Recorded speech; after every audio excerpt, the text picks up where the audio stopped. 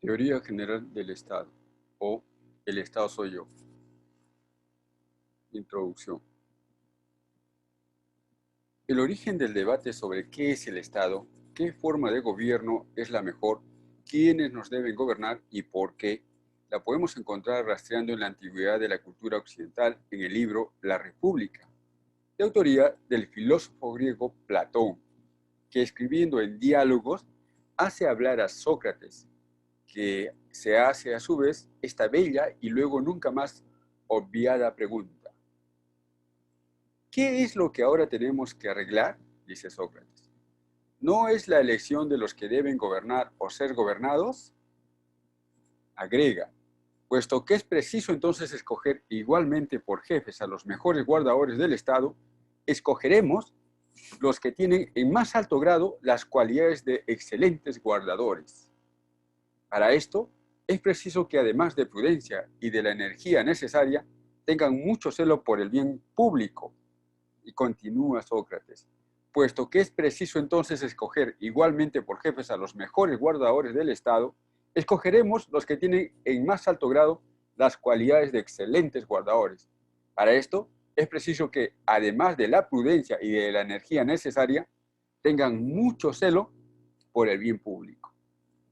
Escojamos, pues, dice Sócrates, entre todos los guardianes, aquellos que, previo un maduro examen de toda su vida, nos parezcan más dispuestos a procurar el bien común y de ningún modo a lo contrario.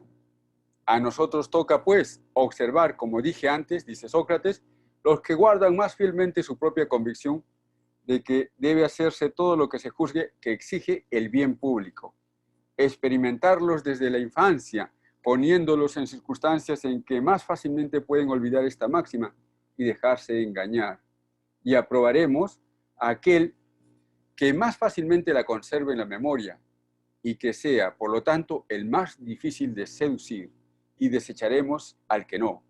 Enseguida, los pondremos a prueba de trabajos, de combates, de dolor, y veremos cómo la soportan. En fin, ensayaremos en ellos una tercera clase de prueba, la seducción, y a semejanza de lo que se hace con los caballos jóvenes que se los lleva en medio del ruido y del tumulto para ver si son espantadizos, los llevaremos, cuando aún son jóvenes, a lugares terribles y luego a otros placenteros, y procuraremos probarlos con más cuidados que se prueba el oro por el fuego. Y si en todos estos lances el encanto no puede nada sobre ellos y se mantienen en la decencia, si atentos siempre a vigilarse a sí mismos, una palabra que son tales como deben ser para servir eficazmente a su patria y para ser útiles a sí mismos, y haremos jefe y guardador de la República al que en la infancia, en la juventud y en la edad viril haya pasado por todas estas pruebas y salido de ellas puro. Le colmaremos de honores durante su vida y le levantaremos después de su muerte un magnífico mausoleo con todos los demás monumentos a propósito para perpetuar su memoria. Los que no reúnen estas condiciones, los desecharemos. He aquí, a mi parecer, dice Sócrates, mi querido Glaucón, en suma e imperfectamente, de qué manera debemos conducirnos en la elección de gobernantes y guardianes del Estado. Termina diciendo Sócrates, quien, como enunciará, es el rastro más antiguo de esta eterna y perpetua pregunta, ¿qué es el Estado? ¿Y quiénes nos van a gobernar y por qué?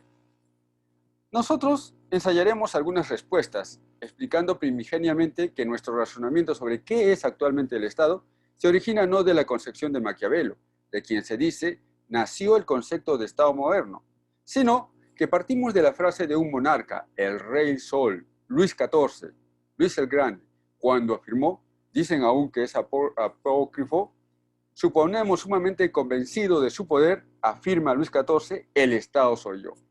Esta sección demostraba que en el centro del gobierno y del poder se encontraba la monarquía, los monarcas. Por eso la frase de Luis XIV marcaría el inicio de la destrucción de su propia noción, porque el tercer estado, el pueblo, según Sieyès, no soportaría por mucho tiempo que el monarca sea el gobernante, ni siquiera por expresa representación de Dios. Por eso hicieron la revolución, el tercer estado, y se convirtieron en el mismo estado. Para ello, Mataron a todos a quienes se opusieran a su revolución, mandando a una máquina que cortaba las cabezas para evitar paradójicamente los sufrimientos de las torturas. Mandaron a la guillotina a los nobles, reyes y todo aquel que se opusiera al nuevo gobernante del tercer estado, el pueblo.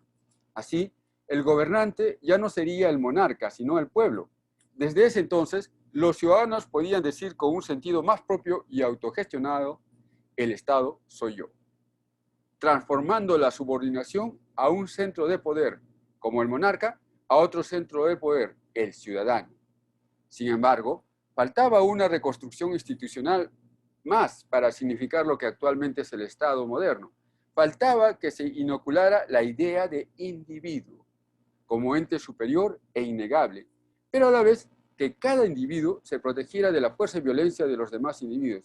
Y en ese contexto se reconstruyó el concepto de poder y de quién podría detentarlo. Fundado en estos nuevos razonamientos, ya no el gobernante, el monarca, el rey, investido por la divinidad, Dios, los papas, la tradición, la casta familiar, etc., sino el individuo, cada individuo que formaba la sociedad podría decir, el Estado soy yo. Esto último no se entendió en su momento, así que solo se llegó a la traslación del poder por representación popular, anulando la representación soberana, de tal forma que el Estado estuviera conformado por cada individuo que era representante de todos los demás, independientemente de su condición o clase social. Esta es la hipótesis de la cual partimos, el Estado soy yo. Para ello, no hemos olvidado apreciar todas aquellas grandes teorizaciones sobre el Estado venidas con la historia como las dadas desde el principio con las obras de Sócrates, que jamás escribió un libro, Platón, con su promedio 25 libros como El Banquete, La República o de la Justicia, Critón, etc., Aristóteles, maestro de uno de los más grandes conquistadores del mundo, el gran Alejandro Magno. Aristóteles define al ser humano como un son politicón. Jean Jacobo Rousseau y su obra El contrato social y las confesiones. Thomas Hobbes con su libro El Leviatán. Maquiavelo y su manual para gobernantes El Príncipe. Kant con su obra ¿Qué es la ilustración? Montesquieu, que afianzó la división de poderes con su obra del espíritu y las leyes. Tomás Moro, quien escribiera la idea de una ciudad o estado ideal perfecto en su obra Utopía. George Jelinek con su obra La teoría del Estado, en la cual expone los fundamentos del Estado. Hermann Heller, que es también otra obra y autor relevante en la construcción de la doctrina, escribiendo su gran obra Teoría del Estado. Max Weber con su noción del Estado, Norberto Bobbio con su obra Estado, Gobierno y Sociedad, autor también del Diccionario Político, entre otras obras. Hans Kelsen con su aporte jurídico-político como la de sus libros La teoría pura del derecho y otra de un título sugerente y sísmico, La teoría del Estado de Dante Alighieri. Por último, podemos reseñar la obra de Fernando Savater con su obra Contra el Todo, entre otros miles de autores que han descrito lo que significaba el Estado, o cientos en todo caso, de autores.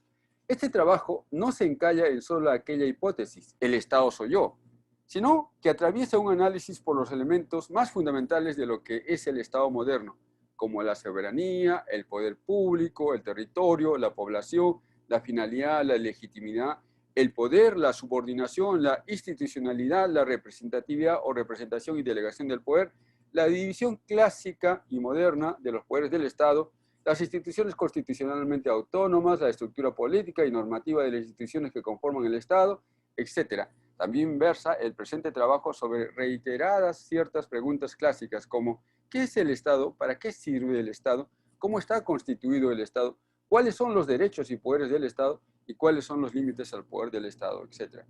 En este esquema, el presente escrito intenta dar una visión general sobre la teoría general del Estado desde el siguiente marco, la política y el derecho. Capítulo 1. El Estado. Nociones generales. La primera referencia que debemos tener en cuenta es que la noción de Estado moderno ha venido ligada a la noción de derecho. Por eso, el Estado parece requerir para justificarse y permanecer en el tiempo de la fuerza legitimadora del derecho. Así, en la actualidad, puede haber un Estado sin derecho, dictaduras, pero no puede haber un derecho sin Estado, al menos no en una sociedad con un Estado moderno legítimo y que pretenda perdurar en el tiempo. Aclaremos que los estados totalitarios, donde se prescindía del derecho, no fueron propiamente estados porque no lograron permanecer en el tiempo, no lograron legitimar su poder. De hecho, y transformar este poder de derecho en poder de derecho. En consecuencia, primariamente debemos anotar que un Estado moderno propiamente dicho es aquel que tiene y usa siempre como fundamento al derecho, aquel que solo puede justificar su existencia por su respeto al derecho, pues sin él no podría ser y no tendría legitimidad. El derecho es entonces esa medida que controla, garantiza y legitima y da validez a toda institución u organismo que se pretenda ser Estado. Esta percepción que el Estado está íntimamente ligado al derecho ha sido descrita ya por Francesco Carneluti, quien describe que el Estado y el derecho son como un arco, un grupo de ladrillos unidos por un armazón. Este armazón que permite dar consistencia al Estado sería el derecho. Sin embargo, dicho en esos términos, el Estado aún no queda explicado del todo, porque no se agota en una representación, sino que es representación de algo más, de una sociedad y de un tipo político de organización social. El Estado ya es imprescindible, puesto que desde los teóricos que fundamentaban la necesidad de la existencia de un Estado con poder absoluto como Hobbes, por la imposibilidad de los hombres de poder controlar sus bajas pasiones, hasta los que pretenden creer en la liberación y por tal extinción del Estado, por ser un mal no necesario, todos han hablado desde el Estado, desde la idea de la existencia del Estado, y ya nadie ha logrado evitar su existencia. Por eso es oportuno indicar que la idea del Estado es la idea de institución u organismo, pero no cualquier organismo, sino un organismo que concentra y monopoliza el poder y el gobierno. Es la institución que organiza la sociedad en un ente autónomo y dinámico. El Estado es un ente y se define como la capitalización abstracta del poder, concentrando y separado de las posibles instancias concretas de la jerarquía, como escribiría Fernando Savater en su libro Para la anarquía.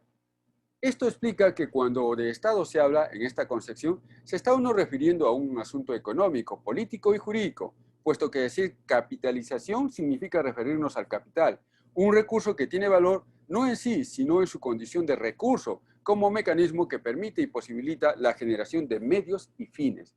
Es decir, puede generar capitalización, que es también acumulación y concentración o reunión de un grupo de fuerzas o potencias, posibilidad de ser.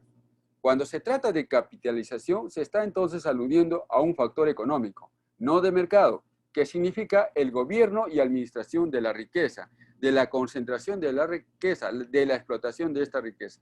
Esa riqueza no es precisamente el dinero, sino el poder. El Estado es entonces capitalización, concentración, almacenamiento, acumulación, explotación de la riqueza y de todos los mecanismos generales globales de hacer, obtener esta riqueza a través del poder. Por eso se constituye muchas veces como una especie de rival del mercado, un poder paralelo al mercado, sin serlo necesariamente. Porque si bien el mercado tiene o maneja fenómenos económicos, no es el Estado. Es decir, no responde a una centralización jerárquica de asignación de recursos como imposición. El mercado es más bien democrático porque permite que sean las partes, demandantes y ofertantes, quienes decidan la asignación de recursos o en dónde colocar esta asignación de recursos. En conclusión, el Estado sería luego la capitalización, concentración, acumulación, disposición y estructuración estratégica del poder y su almacenamiento, origen y producción y preservación. Además, tres elementos entran a tallar el concepto de capitalización: trabajo, producción y distribución. El Estado entonces organiza las formas de trabajo, cómo se produce y cómo se distribuye. El Estado, como capitalización abstracta del poder, tiene en la palabra abstracta un sentido a explicar. Luego, si existe una condición abstracta, se estaría aludiendo a dos fenómenos: la oscuridad o la abstracción propiamente dicha. Esta última significa tener características comunes de un fenómeno y olvidar las diferencias. Trabajar con estas características comunes como hipótesis de proposiciones organizativas. Por eso, lo abstracto puede indicar que hay algo oscuro al determinar el estado, pero también puede decirse por abstracto que esta es una operación mental que trabaja con hipótesis no conocidas o conocidos por medio del razonamiento, porque organizar una sociedad implica conocer ciertos elementos que conciernen y le dan contenido a esa sociedad.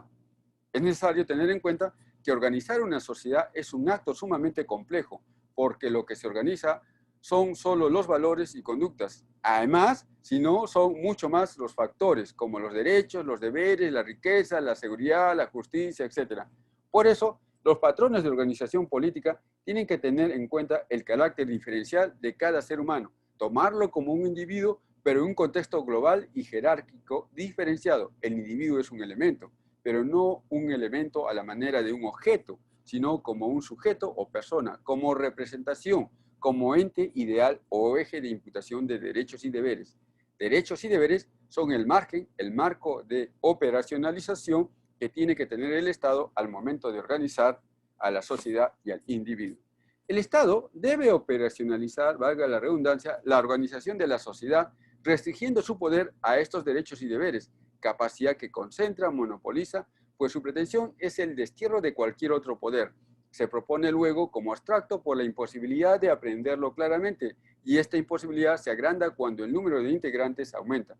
Por eso la organización resulta siendo más general, más abstracta, más compleja. Además, es necesario tener en cuenta que los sistemas de representación de la voluntad social emergen en concordancia con el orden establecido para alcanzarlos. El poder como elemento del Estado es la parte política, aquella distribución o posibilidad de gobierno y dirección de la sociedad.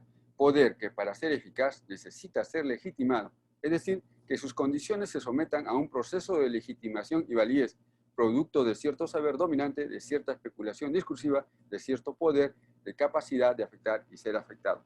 Por último, podemos concebir al Estado como aquella entidad que tiene como finalidad y función la capitalización abstracta del poder, o también en su concepción clásica como aquella organización política con un determinado ordenamiento jurídico que contiene los elementos de la soberanía o poder público, pueblo y territorio. Capítulo 2. Historia del Estado. El origen del nombre de Estado.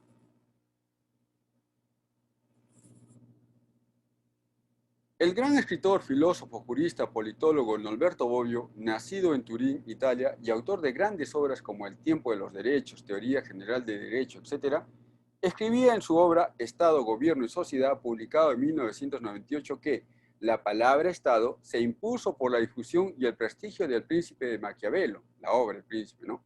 La obra comienza con las siguientes palabras: todos los estados, todas las dominaciones que ejercieron y ejercen imperios sobre los hombres, fueron y son repúblicas o principados. Esto lo dice Bobbio. Bobbio hacía referencia a otro extraordinario pensador, Nicolás Maquiavelo, filósofo y político italiano, hijo o uno de los padres del Renacimiento italiano, aquella revolución cultural de la cual se despliega la modernidad. Maquiavelo falleció apenas a los 58 años de edad, en el año de 1527.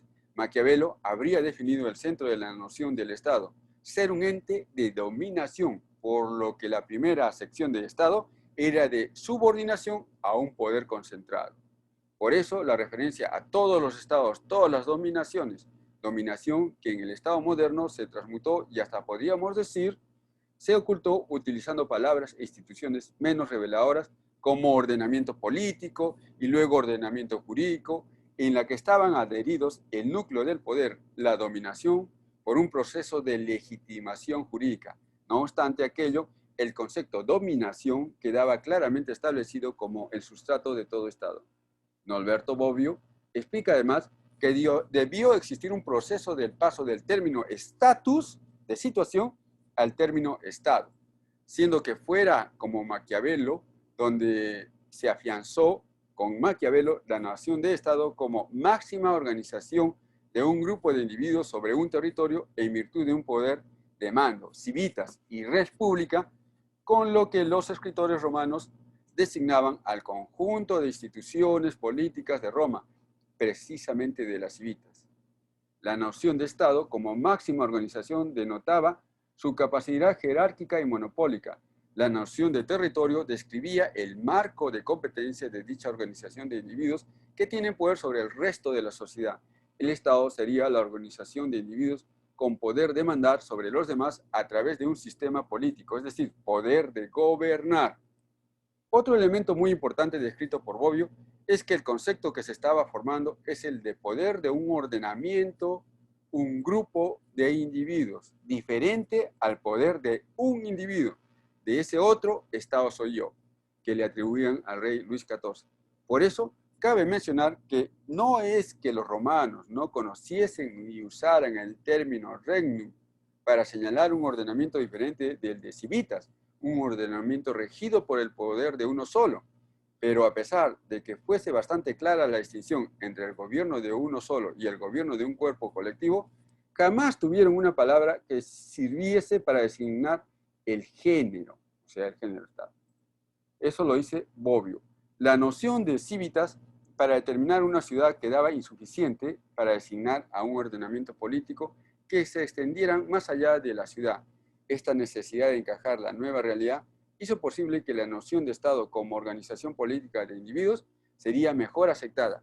Bobbio explica esto mejor y escribe: de aquí el éxito del término Estado, que pasó de cambios no del todo claros de un significado genérico de situación a un significado específico, de posesión permanente y exclusiva de un territorio y de situación de mando sobre sus habitantes, como aparece en el propio fragmento de Maquiavelo, en el que el término Estado, apenas introducido inmediatamente, es acompañado del término dominio.